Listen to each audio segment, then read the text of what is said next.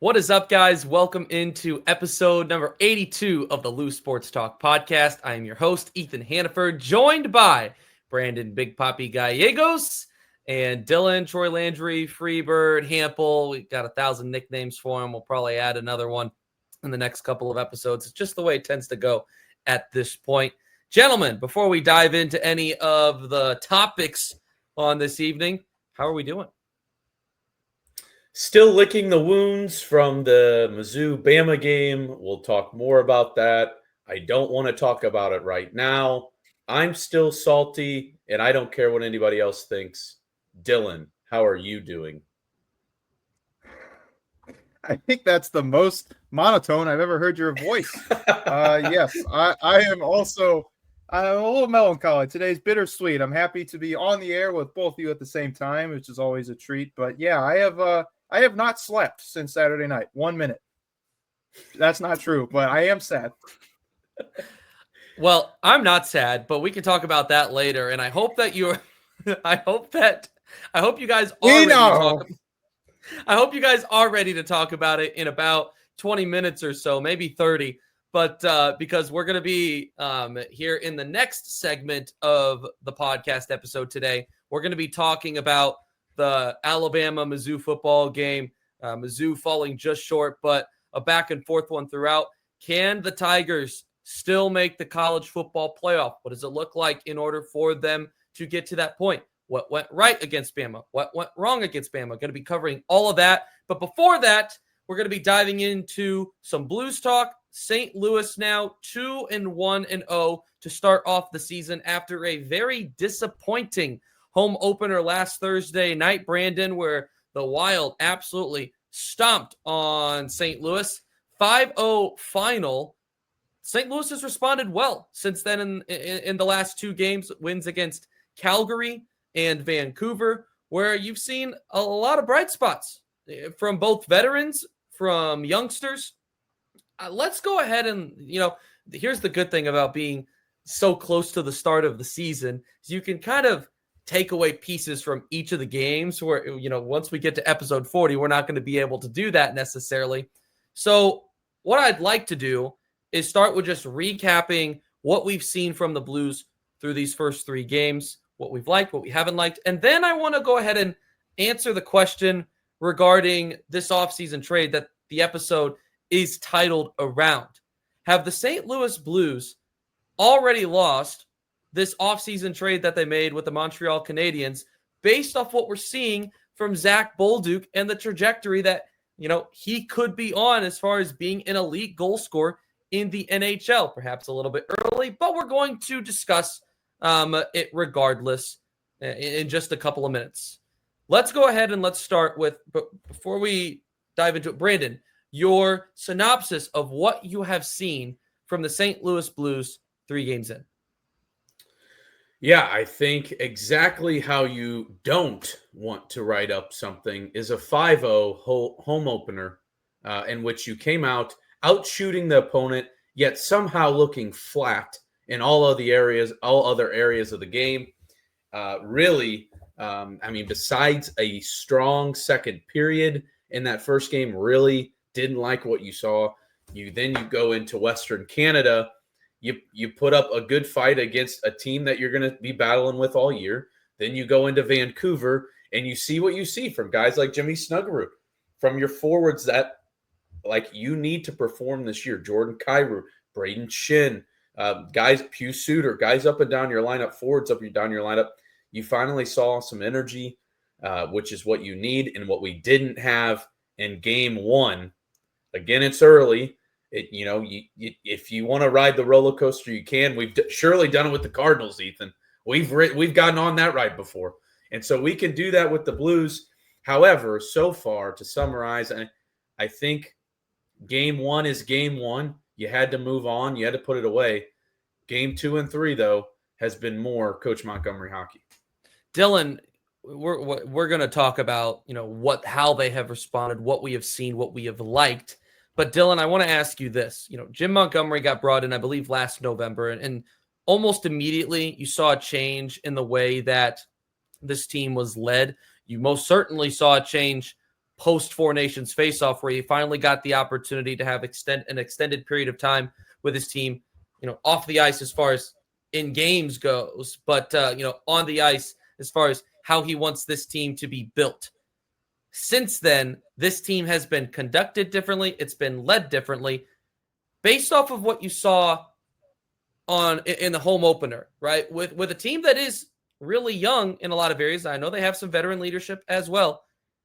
With the poor leadership, things can kind of tumble from that point. How much does the Blues having a head coach like Jim Montgomery and having the right leadership in place allow them to be able to, on such a disappointing night, move forward and quite literally immediately turn the page and get things going in the direction that we expected them to?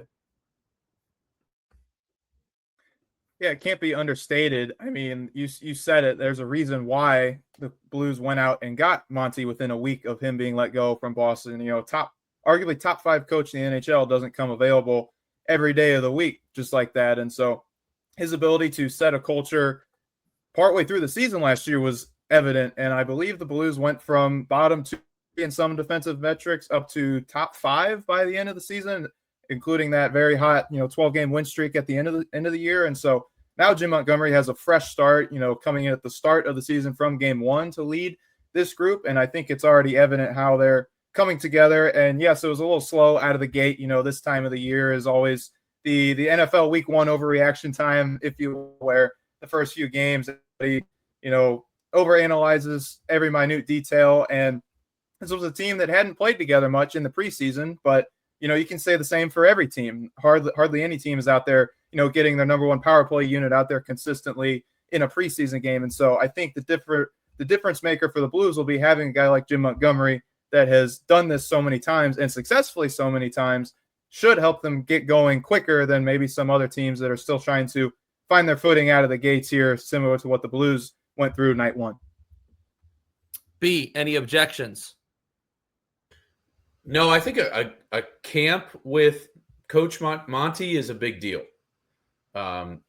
Especially in hockey, you need a camp with Coach Monty because it's not as drastic as maybe a football, right? So you're coming in with different schemes. Maybe a defense plays a 3-4, a 4-3. Maybe the offense, they like to spread it out. You name it, right? Hockey, it's similar-ish, where a coach has its style, right? Hockey's hockey. It's a free-flowing sport. There's going to be, guys are going to have to go wherever on the ice. However, Monty has his style, and honestly, the style he asked his players to play is a pretty gritty one. It takes a team that's going to actually be bought in. It takes a forward group that's going to be willing to play some two-way. That's going to play a two-way game. Even from a locker room standpoint, yes, some guys were familiar with Monty because of his previous time with the Blues as an assistant. But for him to get in the locker room, for him to get in and to implement his style of play throughout camp is important. And he talked about that at the end of last season when we lost to Winnipeg. For them to do what they did when they changed gears on the fly, it's not just changing a name on a office. You're changing a style of play, especially from a Bannister to a Montgomery for sure. It's a big deal, and I think through 3 games you're seeing the pluses to having a guy, a fresh voice like this all through camp. So what are some of those pluses? What have we seen from the Blues in these 2 games that they've responded to up north of the border, Calgary, Vancouver, that you have liked, that has impressed you? And whether it be a style, whether it be a specific player and what you're seeing from them. I want to hear answers from both of you on this. So, Brandon, don't be selfish now. Don't take all the answers. I'll stick to one. That's I need those boundaries. Thank you, Ethan. I personally, from watching the games, I like to. I'm a nerd. I like to see what the forwards are doing when they don't have the puck.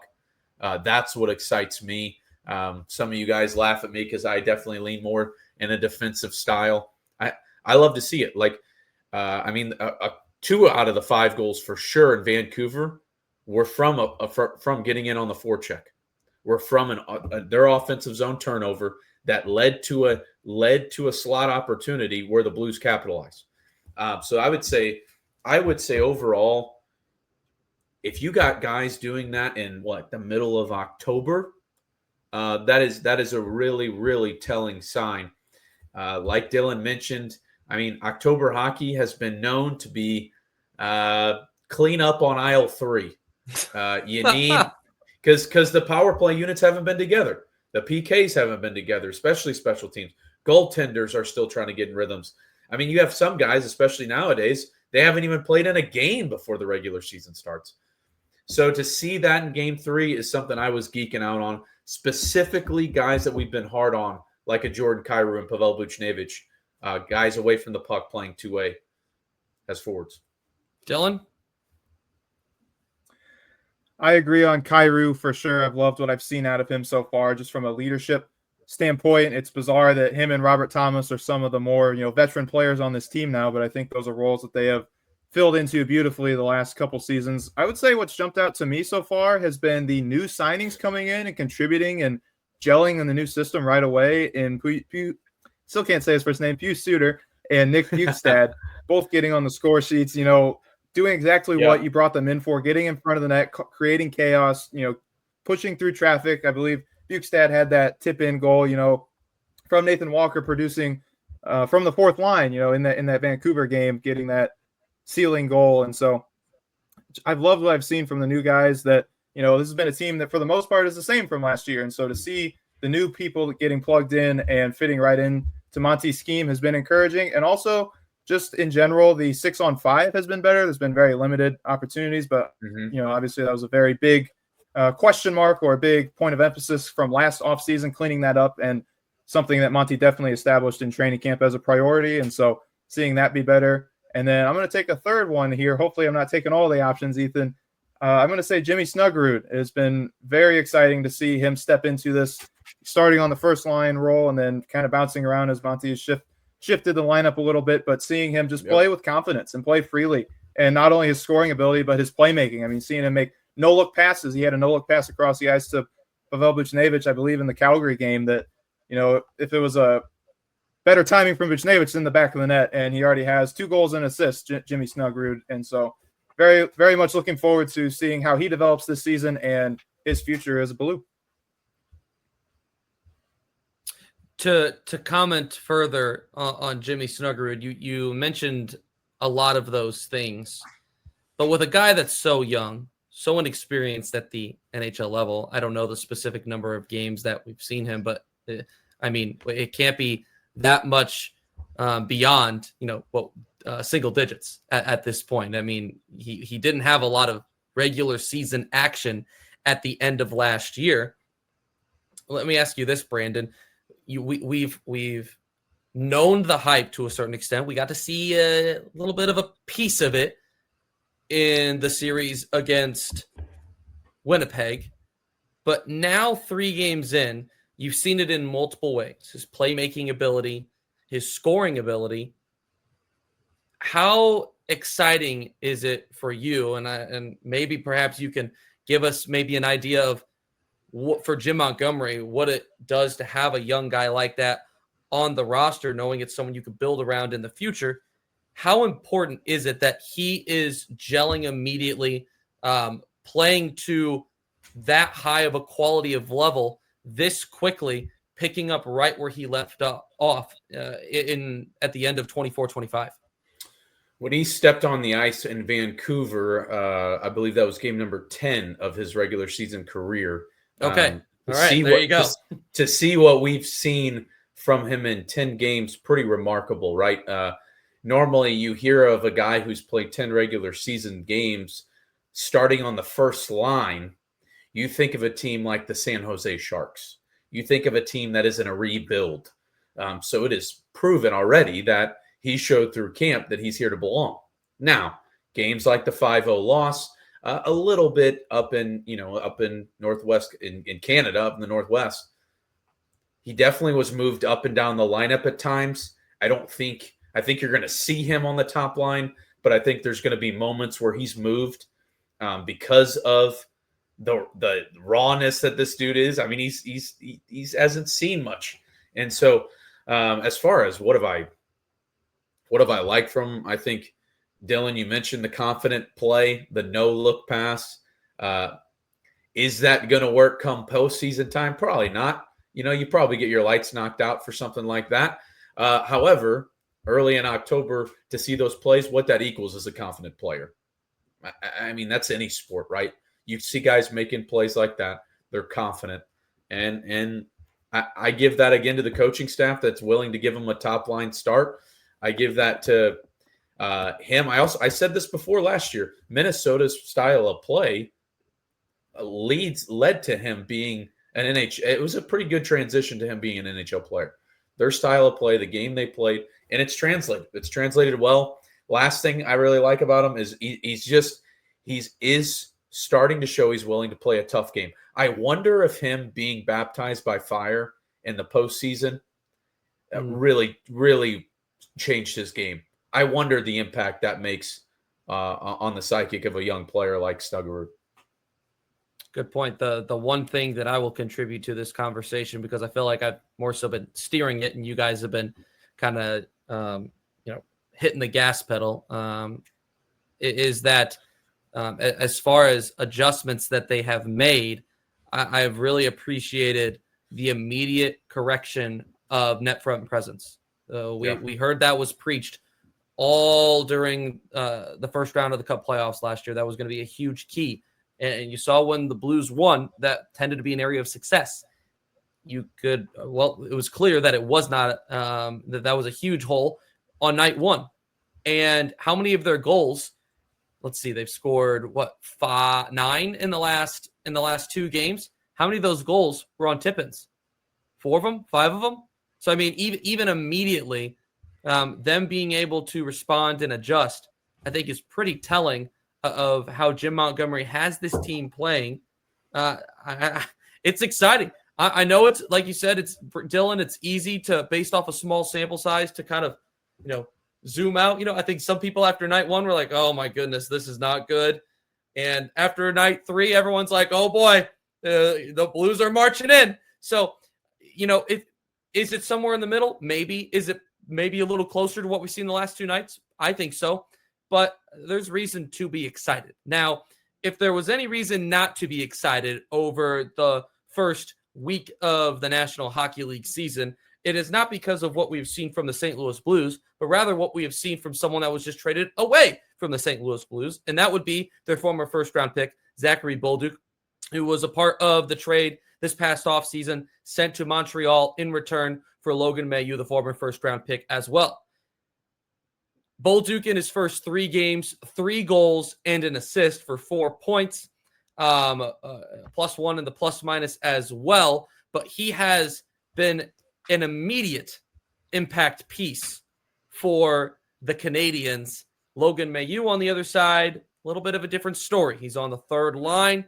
They even moved Philip Broberg down on what's today? Today's Tuesday. What was that, on Monday night? On Monday night to play with him. Not sure if what exactly that is going to look like, those pairings are going to look like.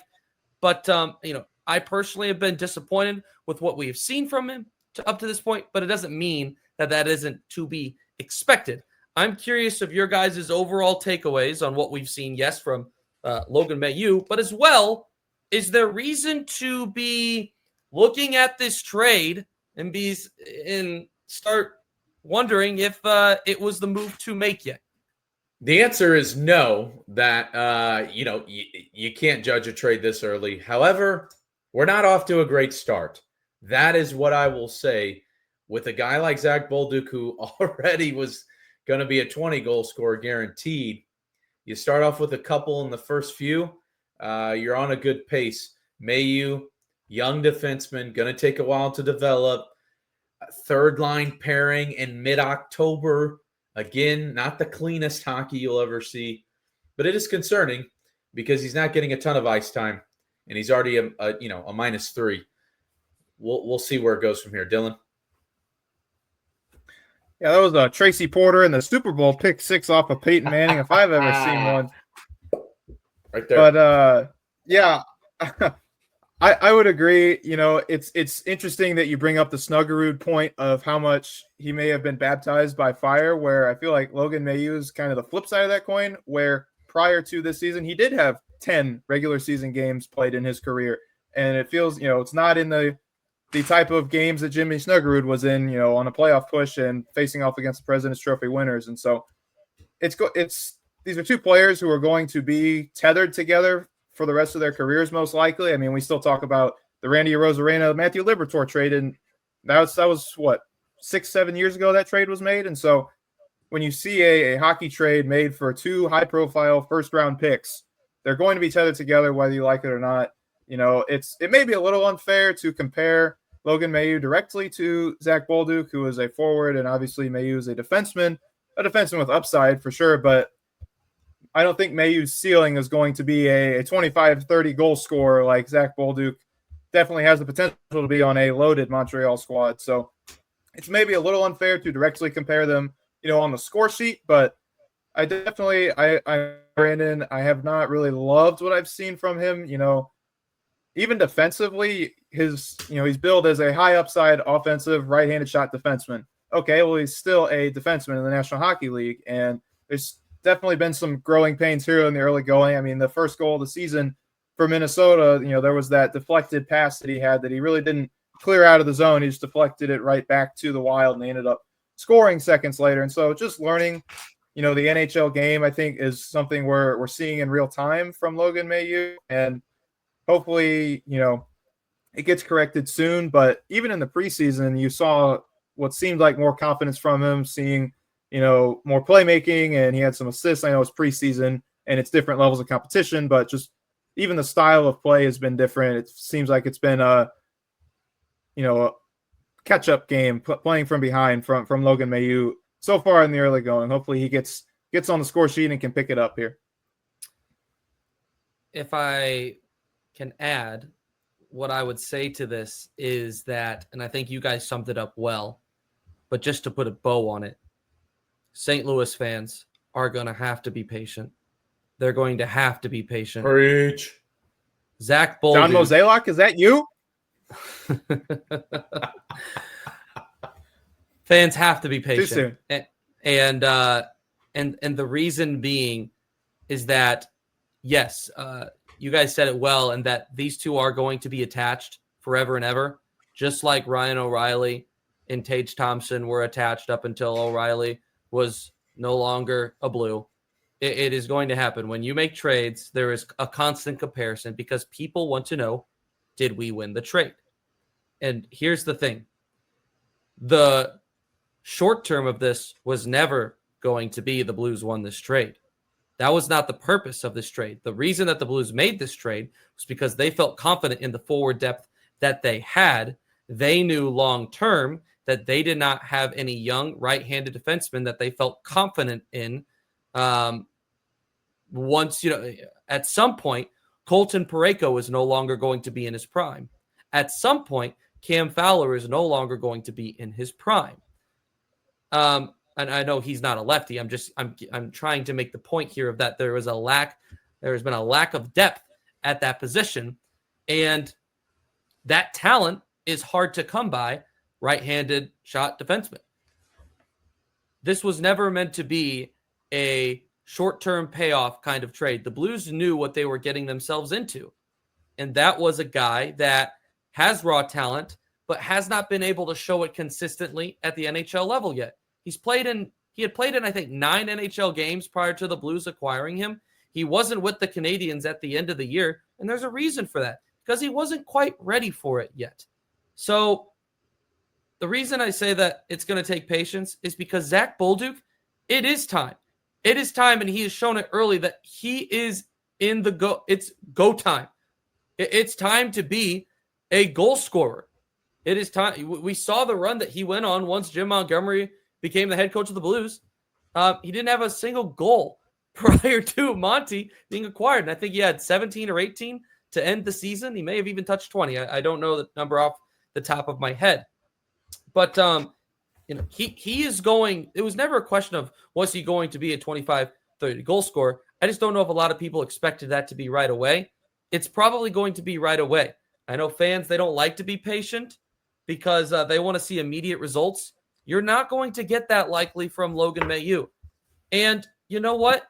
That's okay, because the way that they are set up right now, he doesn't have to be a top 4 D-man. But him being here, being around the NHL club, getting, even if it's not as much as preferred, getting ice time, he's going to build familiarity, and it is going to help him in the long run.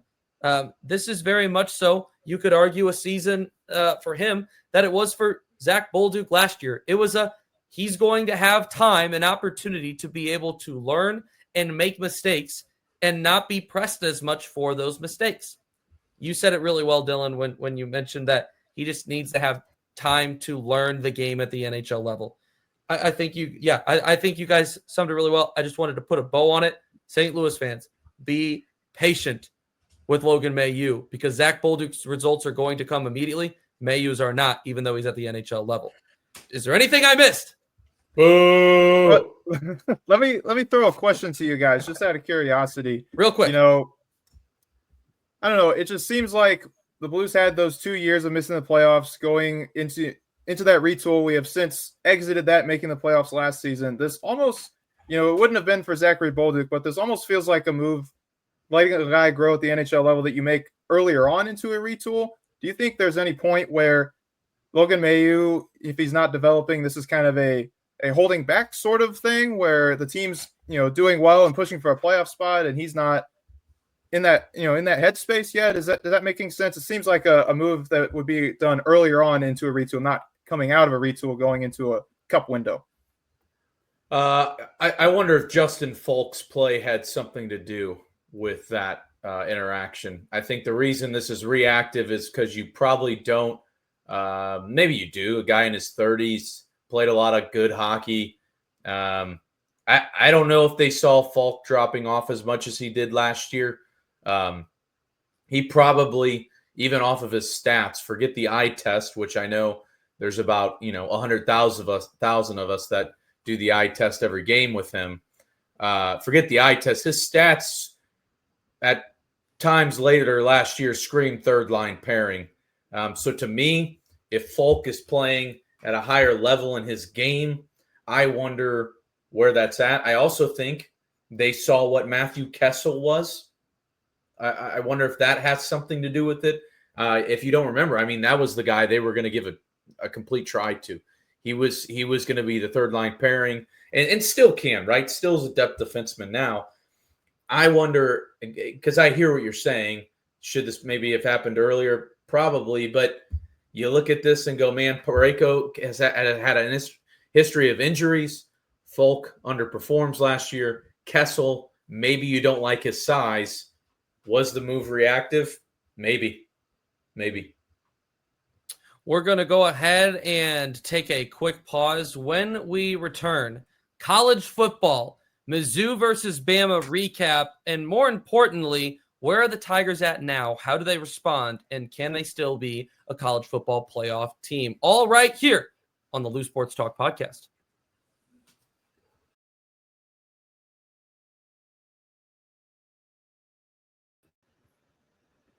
Welcome back to the Lou Sports Talk podcast. Ethan Hannaford, Dylan Hampel, Brandon Big Papi Gallegos, and adding on the fourth member of our squad, it is TJ Williamson. Gentlemen, it is a pleasure to have you all on. TJ, thank you for joining us for this very important and special recap of the Alabama versus Mizzou football game. How you doing, my guy? Stop smiling, Ethan. I know why you're smiling. I'm smiling because I'm happy that you're here, TJ. What is wrong with you, We sicko? We all know. Yeah. Okay. Brandon's pointing the wrong way, but that's fine. No, still the wrong way. I'm glad to be here, Ethan. Thank you for your very warm welcome. I'm glad to be here. And always for you, TJ. Always for you. We had some great conversation on the Blues, where they're at 3 games in just a moment ago. Now switching over to some college football talk. That is who TJ Williamson is. He is our certified college football guy, and he's going to be helping share some thoughts on what was experienced, what occurred in Columbia, Missouri this past weekend, where Mizzou, despite their best efforts, fell just short against the Alabama Crimson Tide, and what you could argue was the biggest game that Mizzou has played, I should say, most important game that they've played in at least a decade, my personal opinion, just based off of what a win could have done. They fall 3 points short. 27-24 final, back and forth throughout. Definitely some parts of this game that were not clean on both teams' parts. In fact, I think if you looked at what the keys to the game were for both sides, and then you look at the final box score, you say, well, no team really did what you expected them to do, but it still kind of ended up falling the way that it did. So TJ, I'll go ahead and start with you. Your immediate takeaways after watching Mizzou fall just short at home to Bama. Yeah, I think the initial thought was all eyes were on Bo Prabula, and you wanted to see more. But on the other side of things, Bama's defense is NFL ready. They may not be as talented as they used to be in the past, but they run NFL concepts. So Bo Prabula, who's been trending in the right direction, hit his biggest challenge yet. But I'm proud of the offensive line, letting up minimal sacks. I'm proud of the defense for Mizzou. Zion Young, Damon Wilson, the two of them alone outsacked Bama. And I thought that it sounded like, even with some construction in the stadium, that Tiger Stadium seemed like it was rocking. So I think there are a lot of good things to take away from this, especially considering that this season was not viewed. I don't think a lot of people are going to assume that we were going to be competitive with Bama at the beginning of the season. And now you add in that we just had a 3-point game, had a chance in the fourth quarter. Just proud of the Tigers, a little disappointed, but I'm proud. Brandon? I don't like that you get to run this segment, Ethan. That's the first thing I'll start with. That's the first thing I'll start with. Take it over, Your Highness. I'll say it again. That's the first thing I'll start with. Get him. Here's what I would tell you. You would, you pom-pom. Oh, this guy. That is just a load of crap. And we just lost like 5 subscribers. Yeah, we did. No, me and Ethan were there at Furrow Field, Memorial Stadium, Furrow Field, and man, it was unique. Really quick, I know I have limited time here, but it was unique to be in 3/4 of a stadium, wasn't it, Ethan? I mean, that was just a whole end zone is just gone. So where we were sitting, we're on Mizzou side of the field, looking directly at basically the 30, maybe the 25, about 66 rows up, just about to the clouds. And basically you're in 3/4 of a stadium, very unique, but ultimately the environment was awesome. It was a game to remember. Hey, look at the visor boy. Visor boy getting after it. Yeah. Shout out to the drink doppelganger. Drink. That's for drink. I think I was the only man under 95 that was wearing a visor, but I'm happy about it. Ethan repping his Derrick Henry jersey that he got from Goodwill for $4. But anyways, man, it was just it was a game though. No, genuinely from a field standpoint, this came down to, I mean, we say it all the time, your quarterback has to be better than the other teams. That was true in this game. Ty Simpson was better. As far as the environment and it being a close one, I tell you what, it was at one point in the second, it was 17-7 Bama ball, and me and Ethan are going, where's this game headed? In recent years, Mizzou lets that game get to 24-7. And that's the difference between this year's team and previous years. It's why I still think they have a chance at the playoff and are going to play OU in Norman under the lights well. They're welcoming the Aggies to town. Tough couple games there, but if they put up a fight, I think they still have a chance. Dylan, your thoughts? Yeah, agree with what was said. I was very proud of the way the defense came out. If you were to tell me before the game that Mizzou's defense was, this was what I thought was the biggest, most crucial part of the game was how Mizzou was going to limit Alabama's offense. And if you were going to tell me before the game that they were going to hold Alabama to less than 30 points, force a fumble, get 4 sacks, and Ryan Williams would have no catches, I would say I couldn't ask for more. They did everything I could have hoped for to give the offense a chance. And this was a Mizzou offense that was coming in to this game, averaging over 45 points a game prior. Granted, it was a lesser opponent, but yeah, I would agree. I think Ty Simpson had a Heisman moment. You saw the difference in the top levels of quarterback in college football. I think he'll be one of the first guys taken in the NFL draft whenever he declares. And yeah, his Heisman odds got cut in half, from 800 to plus 400. He has now the second best odds to win the Heisman behind Carson Beck. And yeah, Bama dominated the time of possession, which had been a strength of Mizzou prior to this game coming in. They led the nation. Mizzou led the nation in time of possession. Bama had the ball for 38 minutes to Mizzou's 21. So you hold the ball for that long, you don't turn it over very much. That's a recipe for success, and that's what Alabama did. But I think ultimately this encourages me for the future, knowing what Mizzou can do the rest of this season and beyond, knowing that if they didn't play their best football and they were still able to play Alabama this close, their potential is pretty high. But whether they reach that remains to be seen. Can we give a quick round of applause to the crowd in Como showing up at 11 o'clock on a Saturday morning? They were loud. Great atmosphere, a lot of fun. It was a pleasure to be able to go with Brandon. It was funny, just a little behind the scenes when Brandon and I were deciding, okay, how are we going to buy these tickets? Tickets were getting expensive. It was Bama in town. So which car do we need to sell? Those kind of things. Right. But anytime Bama's in town, tickets are going to be expensive. And you thought, okay, well, could they get a little cheaper? And Brandon immediately was like, no, we need to buy now because they're only going to go up. And we made the right call there. The bang outmatched the buck. And we kept looking back and forth. I mean, and really it felt like it was from the first drive of the game where Mizzou, Bo Prabula, and the running game looked phenomenal and scored quickly. We looked at each other and said, here we go. And then Bama goes first drive, goes down and scores immediately. And then we said again, here we go. So it felt like we kept looking back and forth at each other, both amazed by the quality of the game. But also, I think Brandon mentioned it earlier, there were opportunities for Alabama to get ahead early, to get ahead, like, more than 10 points and kind of put this away, get the crowd out of it. And kudos to Mizzou. They didn't let that happen.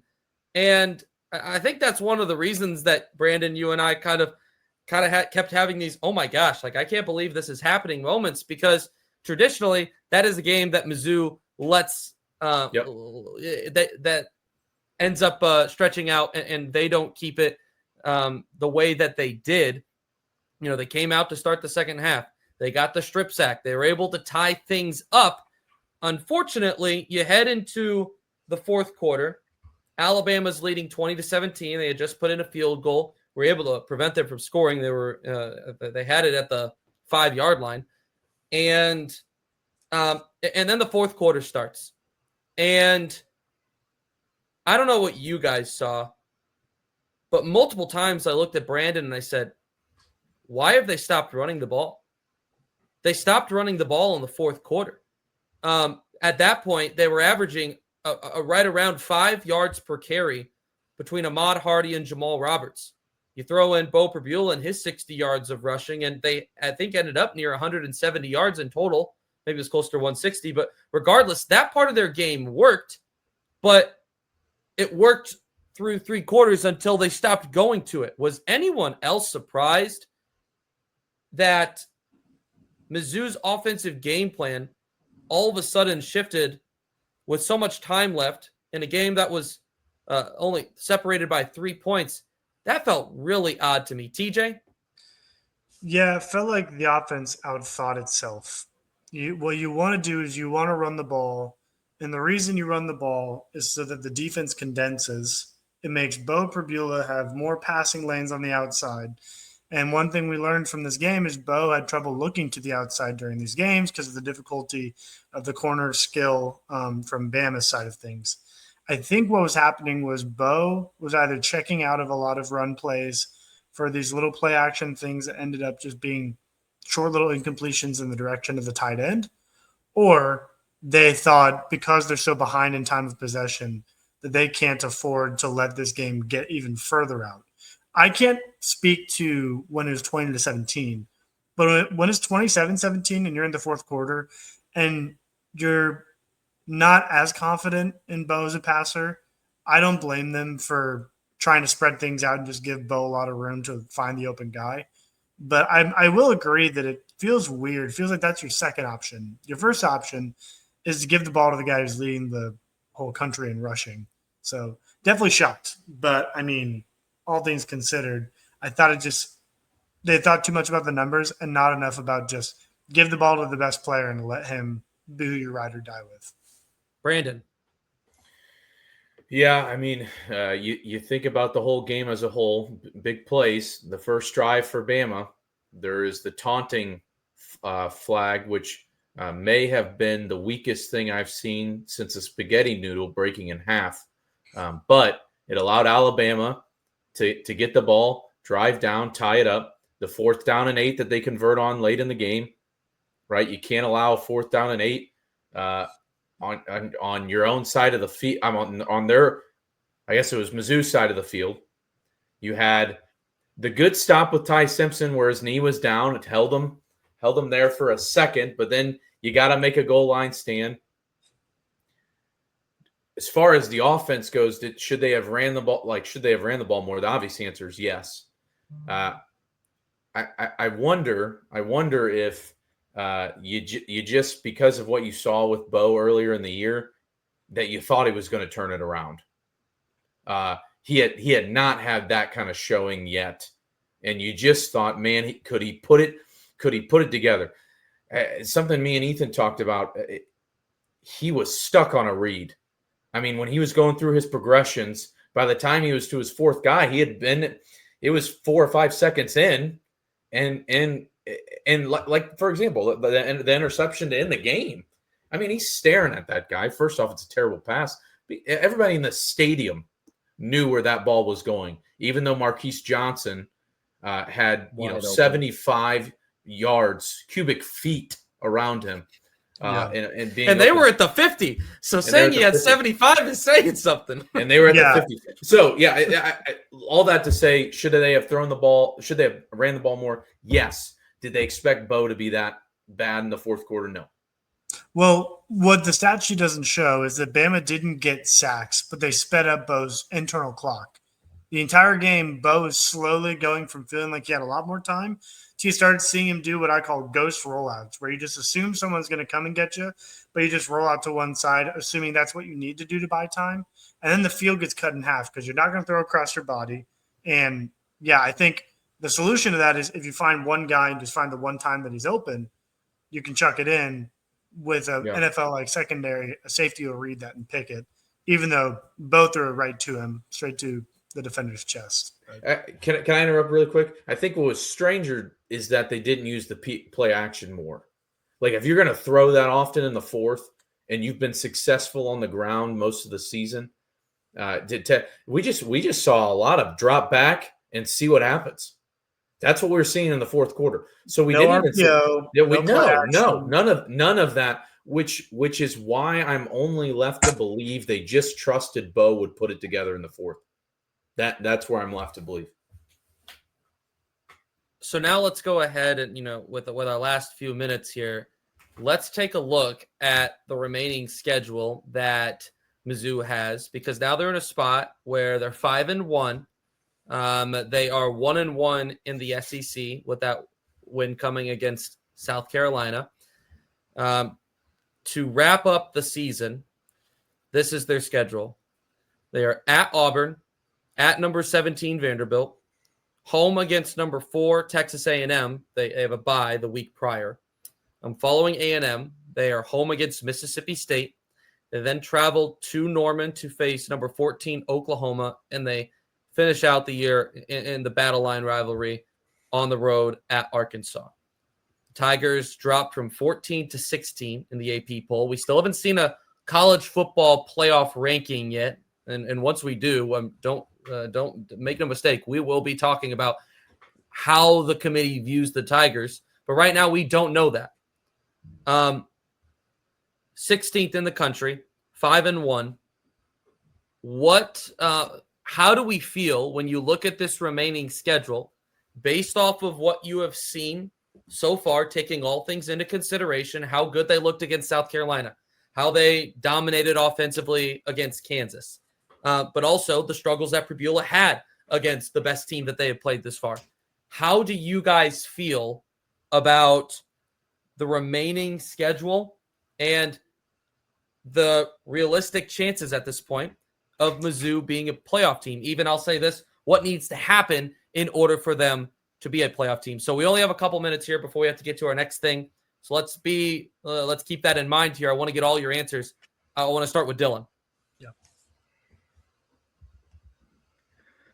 Yeah, I would actually go as far as to say they have a better chance of making the playoff than Oklahoma does. And let me explain why. I would say if Mizzou wins out the rest of the season, I would say they're a lock for the playoff, given how much parity there is in the SEC.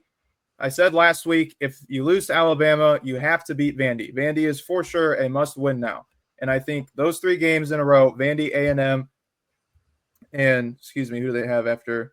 No, not in a row. Vandy, A&M, and Oklahoma. You have to win 2 of those 3 games, and one of them has to be Vandy. I think we're going to find out everything we need to know about this team next week against Auburn.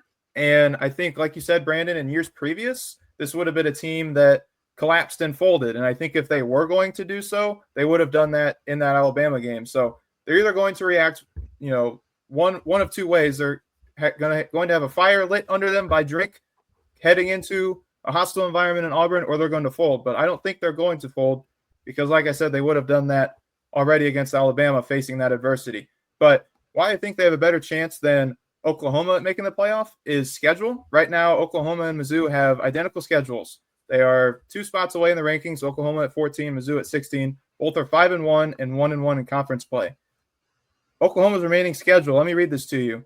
They are at South Carolina, which should be a victory, provided John Mateer is fully healthy. He didn't look great last week against Texas in that loss. But then they, in a row, play at home against Ole Miss, at Tennessee, and at Alabama prior to Mizzou. I think there's a chance they're unranked prior to playing Mizzou, playing Ole Miss, Tennessee, and Alabama back to back to back. And then they also have LSU to boot after Mizzou to finish the season. So these 2 very similar teams, at least on paper, record-wise. And I think because of Mizzou's schedule, if they can beat Vanderbilt and one of 2 of A&M and Oklahoma, there's a chance they sneak into the playoff as a 1 or 2 loss team. TJ. No, I'm sorry, yeah. Brandon. Brandon was talking.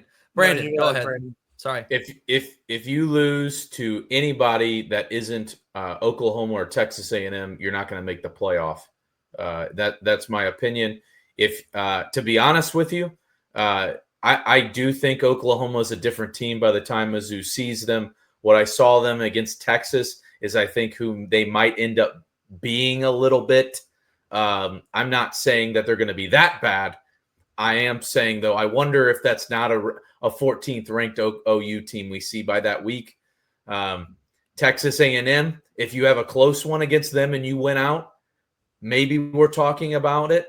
But if you lose to Oklahoma even at that point, I think you're out. I think it comes down to you got to take care of business against Texas A&M, make it close, and then you can't lose. I mean, you just the SEC's too tight. There's too many 2-loss teams that are going to get in at this point. TJ. Yeah, I'm just interested to see what the first college football playoff ranking is. I mean, if Mizzou is favorable in that, there's more room. If we're going strictly by the AP poll and we're just assuming that it's copy and paste, I'd agree with what you guys said. Oklahoma's going to have the most complex defense for Bo to dissect, having Brent Venables be on that side.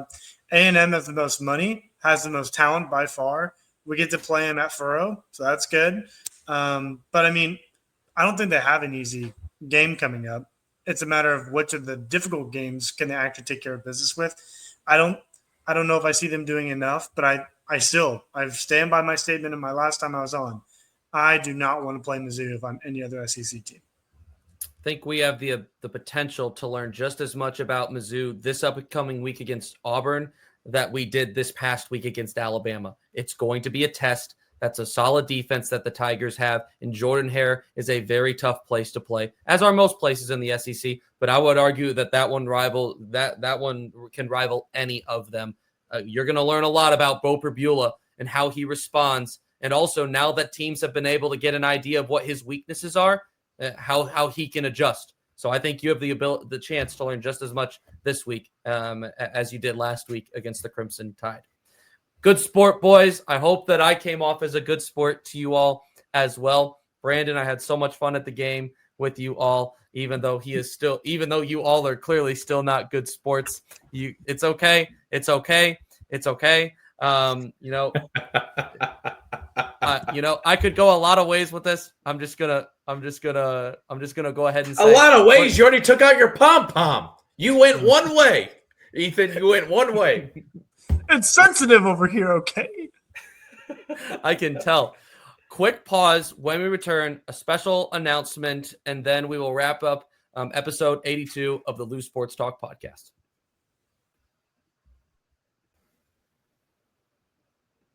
Welcome back to the Loose Sports Talk podcast here, whether you are watching on STL Sports Central, which all the content here is presented by DraftKings, the crown is yours, or on Spotify or Apple Podcasts. We appreciate you being here. It is time for something that we have all been dreading now for the last couple of weeks, but the time has come. Brandon, why don't you go ahead and take the floor? Yeah. So I've just decided that I'm going to be taking my talents to South Beach. That's where I've decided. No, I'm just kidding. No, I listen. For those that don't know, we've been rolling for a while now. I mean, we've been rolling since 2022. 2022. Is that correct, Ethan? Yeah, spring of 2022. Spring of 2022, and yeah, it's been a fun ride. I think just to let you guys in personally, going to be having a child in March. Little baby Gallegos running around, and yeah, when we found out that news, it was exciting, but also. Everything got laid out on the table. What does this mean? And how can I best be present for my family and, a growing family? And so talked with Ethan and decided that it is best for now to step away from the podcast, which is tough. I love these guys a lot. They're like my brothers and I love doing this. Really quick, I know my time's limited, Ethan, but I stepped on a Lindenwood's campus thinking I could be in some sort of broadcasting world. And yeah, really thought I was talented, thought I had something to give. Ended up changing my major pretty quickly once I met the female in my life, who's now my wife. But what I quickly learned was I was nowhere close to the talent of Ethan and the character of Ethan that he had and the knowledge of the game that he had. And so it has been fun to ride the coattails, to meet many of my heroes and to live through Ethan Hannaford. And I will hope and continue to do so and freeload off of his tickets that he will get. And I can't wait to see him call Big Noon Fox Saturday once Gus Johnson steps down. But in all seriousness, I got to really grow and have gotten to live out something that's been near and dear and a passion of mine, even though I don't do it as a career like I maybe once thought. I still gotten to live it out, but just right now I think it's best for my family to step back, and I'm thankful for the time I've had, thankful for Ethan. Again, I'm thankful for Dylan and TJ, but ultimately this has been Ethan who has started this thing. He is the heartbeat of this thing, and he's why the quality is so freaking good and why it's actually there's listeners. If me and Dylan and TJ were listening, it'd be nobody but our mothers would be listening to it. So seriously thankful. But that's kind of the news of I'll be stepping down and have learned a ton, gotten to experience a ton. And who knows, maybe you'll see me around popping in every now and then. Might be like that crazy uncle who just, happens to fall into the stream, but excited for you guys. You better be. Otherwise, there's going to be some issues But no, well said, Brandon. Thank you for the kind words. We have a couple minutes before we wrap to just share some love with Brandon, and send him off. Not the last time that we will be seeing him, but the last time for a while that you, the people, the viewer, the listener, will be hearing or seeing him. And like I said, there may be times in the future when he hops on the occasion, but it'll definitely be looking different from now on. Dylan, anything to say to Brandon? Yeah. Love you, B. Gonna miss you. It's awesome. You're going from Big Papi to Big Papa. We're gonna be changing that that name for you, but definitely sad to see you go. But if I had a choice between getting to do a sports podcast with you and getting to be one of the 40 plus de facto uncles that Little Peanut's gonna have, I would take the latter on every day of the week and twice on Sunday. So happy for you and the missus. Cannot wait for he or she to arrive. And I think what I'll end with is this. If you go back and when I am on my deathbed in this life, I am going to go back to the end of episode 20. All right. This was year 1 of the podcast. Last 3 or so minutes of the podcast, just play it and you will not regret it. One of the top 5 hardest laughs I have had in my life. Ethan throws it to Brandon, closing out the episodes with the socials. Brandon has no idea what our social handles are. Sunglasses get launched across the room, and we are all in tears laughing, going back and forth. I will never forget that moment. I'm so grateful that the podcast has given us that moment, among many others, and I cannot wait to see what the future holds for you and Mrs. Gallegos. So love you, B, and gonna miss you. I still don't know our socials. They're only at the bottom. They are literally right at the bottom of our screen. They're at the bottom of our screen. Brandon, I have not been a part of the podcast in like a year consistently. I remember the socials. I don't know what the problem is. I gotta roast him on his farewell segment. What I love about this podcast is now we have unlimited ammo to show little baby all the stupid things that Brandon said, like Kurt Warner's jock strap the last time. No, sir. That is PG-13. That's PG-13. It's on YouTube. That's what it is. Okay. No, Brandon, gifted in everything you do, and I'm not gonna miss you because I see you enough, but it'll be sad that we don't get to record our fun sports talk moments as opposed to what we get to do now. So love you very much. And Ethan, I'm starting to think you're not as good of a editor if you let that 10 seconds of silence while we're all like processing laughing. And Spotify episode 20, end of it. Check that out. But yeah, Brandon, we love you. We're excited for little baby. And that's the end of my line. Brandon, man, we would be here a while if I had to go through and say everything that I had on my mind as far as our friendship, but also specifically the podcast and the piece of it that it has been. This podcast started off with Brandon, TJ, and I, and Dylan was added on later, but the heart of St. Louis sports has always been Cardinals and Blues. And we kind of carried that together. And if it was my baby, it was it was like your second baby in a way, I guess, that you cared for it so much. And the way in which we were able to use it to grow our friendship and have so many awesome conversations and growing not only in our friendship but our faith as well through it. I'm super thankful for our time together on this podcast, knowing that there will be, like I said, on the occasion, bits and pieces. But I'm sad, but I'm also excited for the future that you and Caroline have, and adding a new member to your family. Man, it's gonna be so freaking awesome. I just cannot wait. I'm super excited for you guys. I thank you. Thank you for being a wonderful friend. Thank you for what you have contributed to the podcast and how you have been able to inform in a way that is not only quality content, extremely quality content. In fact, the best, non-writer, non-media content that I have heard someone provide on the St. Louis Blues. Not only that, but also in a way that is entertaining and funny and carries a lot of wit and humor. That is going to be missed very much so. But I guess the final thing to say would be thank you. And, we're over an hour now, so I'm going to go ahead and wrap this up by giving you the chance to say goodbye to the folks. Well, y'all, it's been fun. Boys, it's been fun.